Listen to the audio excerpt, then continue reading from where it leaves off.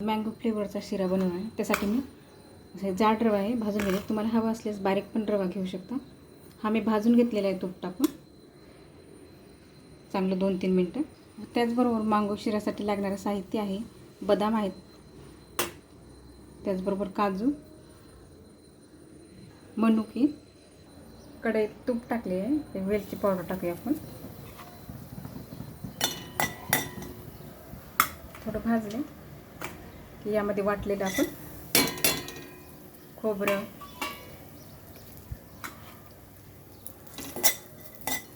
बदाम, काजू, मनुके टाकले. तुम्हाला हवं असेल त्यामध्ये थोडं खोबरं पण टाकू. थोडं भाजले की यामध्ये आपण पाणी टाकू. जाड रवा आहे मी याच्यात 2 ग्लास मी पाणी टाकलेलं आहे. आवडीनुसार आपल्याला किती गोड लागते त्यानुसार साखर टाकायची. थोडी कशी जास्त टाकायची. थोडं शिरा कसं हे राहतो मी त्याला चव येते शिऱ्याला गोड. म्हणजे 6 चमचे साखर टाकलेली आहे बघा. तर यातच आपण रवा भाजलेला हे टाकून मिक्स करून घेऊयात.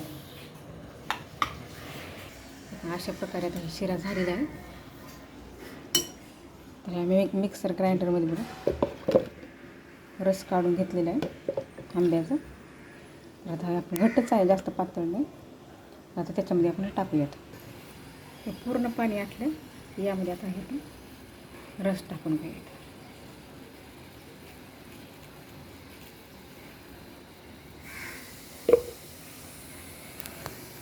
मस्त ही एक जीव करून घेऊयात.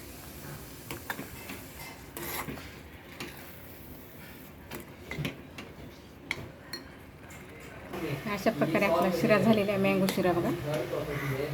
तुम्हाला हवा असल्यास यामध्ये नाही का थोडी हळद टाकायची. कलर कसा येतो, नाहीतर आपला फूड कलर टाकला तरी चालतो. जसं जास्त चांगला येल्लो कलर दिसेल ते थोडी टाकलेली आहे हळद, तरी छान प्रकारे आलेला आहे येल्लो कलर याला.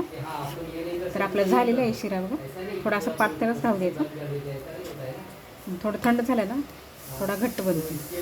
आता हे झालेलं आहे, बंद करूया गॅस आपण. काही याला 10-15 मिनटं लागलेली आहे. अशा प्रकारे आपला मँगो शिरा तयार झालेला आहे बघा. थंड झालेला छान होता, अजून मोकळा. तर गरम आहे.